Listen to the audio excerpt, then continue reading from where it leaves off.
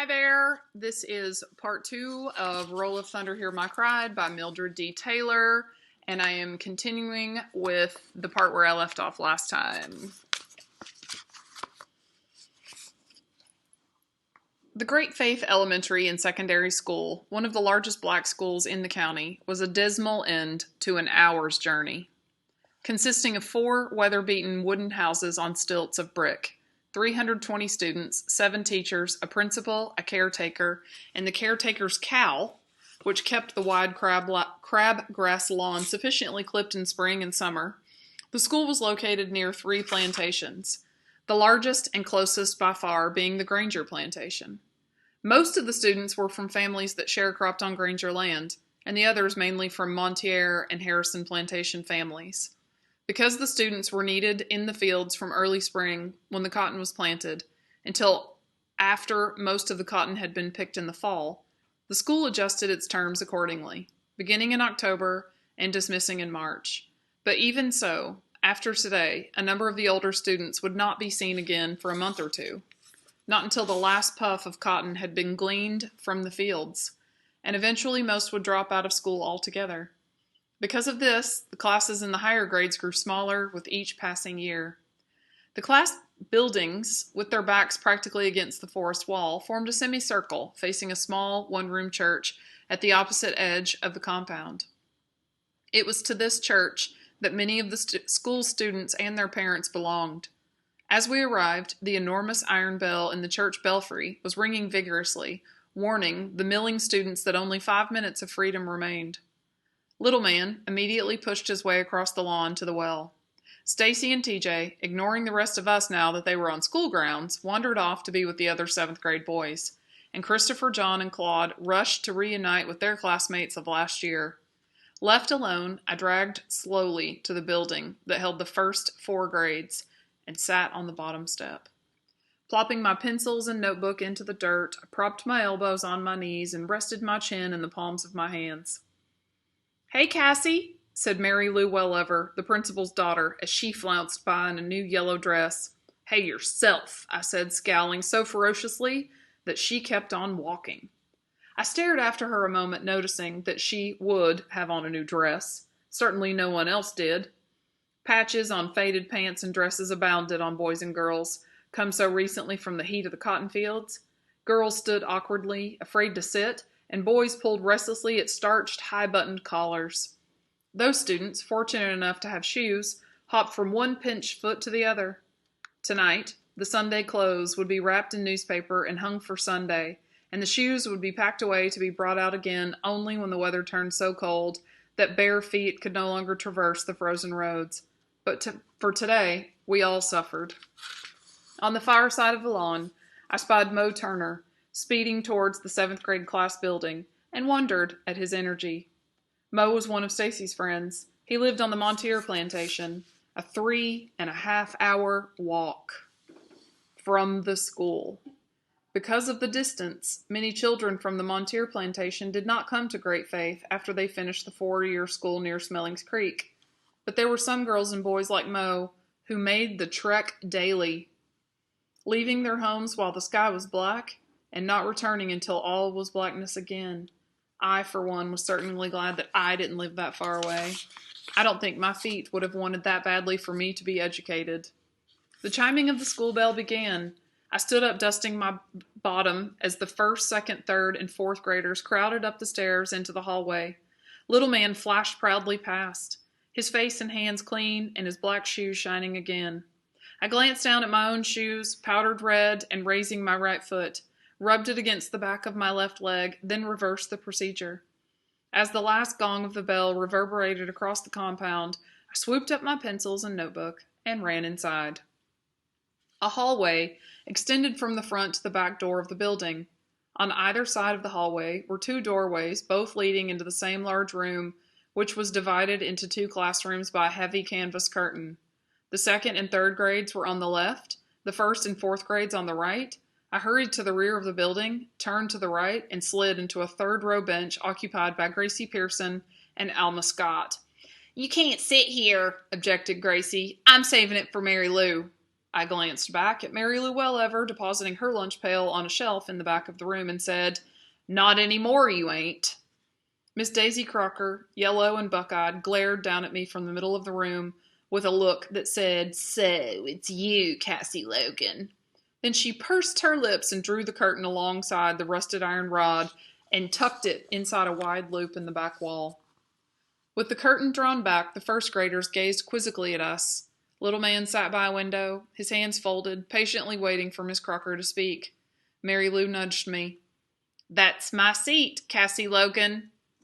"Mary Lou Wellever," Miss Crocker called primly. "Have a seat." "Yes, ma'am," said Mary Lou, eyeing me with a look of pure hate before turning away. Miss Crocker walked stiffly to her desk, which was set on a tiny platform and piled high with bulky objects covered by a tarpaulin. She rapped the desk with a ruler, although the room was perfectly still, and said, "Welcome, children, to Great Faith Elementary School." Turning slightly so that she stared squarely at the left side of the room, she continued, "To all of you fourth graders, it's good to have you in my class. I'll be expected many good and wonderful things from you." Then addressing the right side of the room, she said, "And to all our little first grade friends, only today starting on the road to knowledge and education, may your tiny feet find the pathways of learning steady and forever before you." Already bored, I stretched my right arm on the desk and rested my hand in my upraised hand. Miss Crocker smiled mechanically, then rapped on her desk again. "Now, little one," she said, still talking to the first grade, "your teacher, Miss Davis, has been held up in Jackson for a few days, so I'll have the pleasure of sprinkling your little minds with the first rays of knowledge." She beamed down upon them, as if she expected to be applauded for this bit of news. Then, with a swoop of her large eyes to include the fourth graders, she went on. "Now, since there's only one of me, we shall have to sacrifice for the next few days. We shall work, work, work, but we shall have to work like little Christian boys and girls and share, share, share. Now, are we willing to do that?" "Yes'm, Miss Crocker," the children chorused. But I remained silent. I never did approve of group responses. Adjusting my head in my hand, I sighed heavily, my mind on the burning of the berries. "Cassie Logan?" I looked up, startled. "Cassie Logan, yes, ma'am." I jumped up quickly to face Miss Crocker. "Aren't you willing to work and share?" "Yes'm." "Then say so." "Yes'm," I muttered, sliding back into my seat as Mary Lou, Gracie, and Alma giggled. Here it was only 5 minutes into the new school year, and I already was in trouble. By 10 o'clock, Miss Crocker had rearranged our seating and written our names on her seating chart. I was still sitting beside Gracie and Alma, but we had been moved from the third to the first row in front of a small pot-bellied stove. Although being eyeball to eyeball with Miss Crocker was nothing to look forward to, the prospect of being warm once the cold weather set in was nothing to be sneezed at either, so I resolved to make the best of my rather dubious position. Now, Miss Crocker made a startling announcement. This year, we would all have books. Everyone gasped. For most of the students had never handled a book at all besides the family Bible. I admit that even I was somewhat excited. Although Mama had several books, I had never had one of my very own.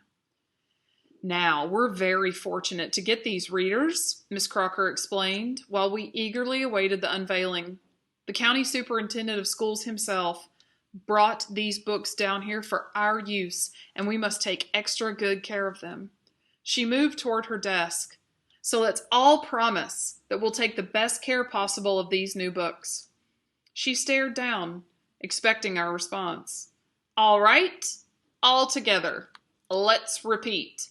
We promise to take good care of our new books." She looked sharply at me as she spoke. "We promise to take good care of our new books." "Fine," Miss Crocker beamed, then proudly threw back the tarpaulin. Sitting so close to the desk, I could see that the covers of the books, a motley red, were badly worn, and that the gray edges of the pages had been marred by pencils, crayons, and ink. My anticipation at having my own book ebbed to a sinking disappointment. But Miss Crocker continued to beam as she called each fourth grader to her desk and, recording a number in her roll book, handed him or her a book. As I returned from my trip to her desk, I noticed the first graders anxiously watching the disappearing pile. Miss Crocker must have noticed them too, for as I sat down, she said, "Don't worry, little ones. There are plenty of readers for you too. See there on Miss Davis's desk?" Wide eyes turned to the covered teacher's platform directly in front of them, and an audible sigh of relief swelled in the room. I glanced across at Little Man, his face lit in eager excitement. I knew that he could not see the soiled covers or the marred pages from where he sat, and even though his penchant for cleanliness was often annoying, I did not like to think of his disappointment when he saw the books as they really were. But there was nothing that I could do about it. So I opened my book to its center and began browsing through the spotted pages. Girls with blonde braids and boys with blue eyes stared up at me. I found a story about a boy and his dog lost in a cave and began reading while Miss Crocker's voice droned on monotonously. Suddenly, I grew conscious of a break in that monotonous tone, and I looked up. Miss Crocker was sitting at Miss Davis's desk with the first grade book stacked before her, staring fiercely down at Little Man, who was pushing a book back upon the desk. "What's that you said, Clayton Chester Logan?" she asked. The room became gravely silent. Everyone knew that Little Man was in big trouble, for no one, but no one, ever called Little Man Clayton Chester, unless she or he meant serious business. Little Man knew this too. His lips parted slightly as he took his hands from the book. He quivered, but he did not take his eyes from Miss Crocker. I said, may I have another book, please, ma'am," he squeaked. "That one's dirty." "Dirty!" Miss Crocker echoed, appalled by such temerity. She stood up, gazing down upon Little Man like a bony giant, but Little Man raised his head and continued to look in her eyes. "Dirty? And who do you think you are, Clayton Chester? Here the county is giving us these wonderful books during these hard times, and you're going to stand there and tell me that book's too dirty? Now you take that book or you get nothing at all." Little Man lowered his eyes and said nothing as he stared at the book. For several moments he stood there, his face barely visible above the desk. Then he turned and looked at the few remaining books, and seeming to realize that they were as badly soiled as the one Miss Crocker had given him, he looked across the room at me. I nodded, and Little Man, glancing up again at Miss Crocker, slid the book from the edge of the desk. With his back straight and his head up, returned to his seat. Miss Crocker sat down again. "Some people around here seem to be giving themselves airs. I'll tolerate no more of that," she scowled. "Sharon Lake, come get your book." I watched Little Man as he scooted into his seat beside two other little boys. He sat for a while with a stony face, looking out the window. Then, evidently accepting the fact that the book in front of him was the best that he could expect, he turned and opened it. But as he stared at the book's inside cover, his face clouded, changing from sulky acceptance to puzzlement. His brows furrowed. Then his eyes grew wide, and suddenly he sucked in his breath and sprang from his chair like a wounded animal, flinging the book onto the floor and stomping madly upon it. Miss Crocker rushed to Little Man and grabbed him up in powerful hands. She shook him vigorously, then set him on the floor. "Now, just what's gotten into you, Clayton Chester?" But Little Man said nothing. He just stood, staring down at the open book, shivering with indignant anger. "Pick it up," she ordered. "No," defied Little Man. "No? I'll give you 10 seconds to pick up that book, or I'm going to get my switch." Little Man bit his lower lip, and I knew that he was not going to pick up the book. Rapidly, I turned to the inside cover of my own book and saw immediately what had made Little Man so furious. Stamped on the inside cover was a chart which read, "Property of the Board of Education, Spokane County, Mississippi, September 1922. And it's a photo of the inside of the book jacket. And it wrote the race of the student every year until year 12, when it was given to a different race of student. The blank lines continued down to line 20, and I knew that they had all been reserved for black students. A knot of anger swelled in my throat and held there. But as Miss Crocker directed little man to bend over the whipping chair, I put aside my anger and jumped up. "Miss Crocker, don't, please," I cried. Miss Crocker's dark eyes warned me not to say another word. "I know why he done it." "You want part of this switch, Cassie?" "No'm," I said hastily. "I just want to tell you how come little man done what he done." "Sit down," she ordered, as I hurried toward her with the opened book in my hand. Holding the book up to her, I said, "See, Miss Crocker, see what it says? They give us these old books when they don't want 'em no more." She regarded me impatiently, but did not look at the book. "Now how could he know what it says? He can't read." "Yes'm, he can. He been reading since he was 4. He can't read all them big words, but he can read them columns. See what's in the last row? Please look, Miss Crocker." This time Miss Crocker did look, but her face did not change. Then, holding up her head, she gazed unblinkingly down at me. "See what they called us?" I said, afraid she had not seen. "That's what you are," she said coldly. "Now go sit down." I shook my head, realizing now that Miss Crocker did not even know what I was talking about. She had looked at the page and had understood nothing. I said, "Sit down, Cassie." I started slowly toward my desk, but as the hickory stick sliced the tense air, I turned back around. "Miss Crocker," I said, "I don't want my book neither." The switch landed hard upon little man's upturned bottom. Miss Crocker looked questioningly at me as I reached up to her desk and placed the book upon it. Then she swung the switch 5 times and, discovering that little man had no intention of crying, ordered him up. "All right, Cassie," she sighed, turning to me, "come on and get yours." By the end of the school day, I had decided that I would tell Mama everything before Miss Crocker had a chance to do so. From 9 years of trial and error, I had learned that punishment was always less severe when I poured out the whole truth to Mama on my own before she had heard anything from anyone else. I knew that Miss Crocker had not spoken to Mama during the lunch period, for she had spent the whole hour in the classroom preparing for her afternoon session. As soon as class was dismissed, I sped from the room, weaving a path through the throngs of students happy to be free. But before I could reach the 7th grade class building, I had the misfortune to collide with Miss Mary Lou's father.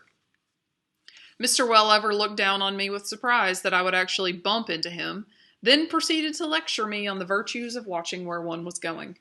Meanwhile, Miss Crocker briskly crossed the lawn to Mama's class building. By the time I escaped Mr. Wellever, she had already disappeared into the darkness of the hallway. Mama's classroom was in the back. I crept silently along the quiet hall and peeped cautiously into the open doorway. Mama, pushing a strand of her long crinkly hair back into the chignon at the back of her slender neck, was seated at her desk watching Miss Crocker thrust a book before her. "Just look at that, Mary," Miss Crocker said, thumping the book twice with her forefinger. "A perfectly good book ruined. Look at that broken binding and those footmarks all over it." Mama did not speak as she studied the book. "And here's the one Cassie wouldn't take," she said, placing a second book on Mama's desk with an outraged slam. "At least she didn't have a tantrum and stomp all over hers. I tell you, Mary, I just don't know what got into those children today. I always knew Cassie was rather high-strung, but little man, he's always such a perfect little gentleman." Mama glanced at the book I had rejected and opened the front cover so that the offensive pages of both books faced her. "You say Cassie said it was because of this front page that she and little man didn't want the books?" Mama asked quietly. "Yes, ain't that something?" Miss Crocker said, forgetting her teacher training school diction in her indignation. "The very idea! That's on all the books, and why they got so upset about it, I'll never know." "You punished them?" asked Mama, glancing up at Miss Crocker. "Well, I certainly did. Whipped both of 'em good with my hickory stick, wouldn't you have?" When Mama did not reply, she added defensively, "I had a perfect right to." "Of course you did, Daisy," Mama said, turning back to the books again. "They disobeyed you." But her tone was so quiet and non-committal that I knew Miss Crocker was not satisfied with her reaction. "Well, I thought you'd have wanted to know, Mary, in case you wanted to give them a piece of your mind also." Mama smiled up at Miss Crocker and said rather absently, "Yes, Of course, Daisy. Thank you. Then she opened her desk drawer and pulled out some paper, a pair of scissors, and a small brown bottle. Miss Crocker, dismayed by Mama's seeming unconcern for the seriousness of the matter, thrust her shoulders back and began moving away from the desk. You understand that if they don't have those books to study from, I'll have to fail them in both reading and composition, since I plan to base all my lessons around. She stopped abruptly and stared in amazement at Mama. Mary, what in the world are you doing? Mama did not answer. She had trimmed the paper to the size of the books and was now dipping a gray-looking glue from the brown bottle onto the inside cover of one of the books. Then she took the paper and placed it over the glue. Mary Logan, do you know what you're doing? That book belongs to the county. If somebody from the superintendent's office ever comes down here and sees that book, you'll be in real trouble. Mama laughed and picked up the other book. In the first place, no one cares enough to come down here. And in the second place, if anyone should come, maybe he could see all the things we need. Current books for all of our subjects, not just somebody's old throwaways. Desks, paper, blackboards, erasers, maps, chalk. Her voice trailed off as she glued the second book. Biting the hand that feeds you. That's what you're doing, Mary Logan, biting the hand that feeds you. Again, Mama laughed. If that's the case, Daisy, I don't think I need that little bit of food. With the second book finished, she stared at a small pile of 7th grade books on her desk. Well, I just think you're spoiling those children, Mary. They've got to learn how things are sometime. Maybe so, said Mama. But that doesn't mean they have to accept them. And maybe we don't either. Miss Crocker gazed suspiciously at Mama. Although Mama had been a teacher at Great Faith for 14 years, ever since she had graduated from the Crandon Teacher Training School at 19, she was still considered by many of the other teachers, as a disrupting maverick. Her ideas were always a bit too radical and her statements a bit too pointed. The fact that she had not grown up in Spokane County, but in the Delta, made her even more suspect, and the more traditional thinkers, like Miss Crocker, were wary of her. Well, if anyone ever does come from the county and sees Cassie's and Little Man's books messed up like that, she said, I certainly won't accept the responsibility for them. It will be easy enough for anyone to see whose responsibility it is, Daisy, by opening any 7th grade book, because tomorrow I'm going to mess them up too. Miss Crocker, finding nothing else to say, turned imperiously and headed for the door. I dashed across the hall and awaited her exit, then crept back. Mama remained at her desk, sitting very still. For a long time she did not move. When she did, she picked up one of the 7th grade books and began to glue again. I wanted to go and help her, but something warned me that now was not the time to make my presence known, and I left. I would wait until the evening to talk to her. There was no rush now. She understood. Hope you enjoyed.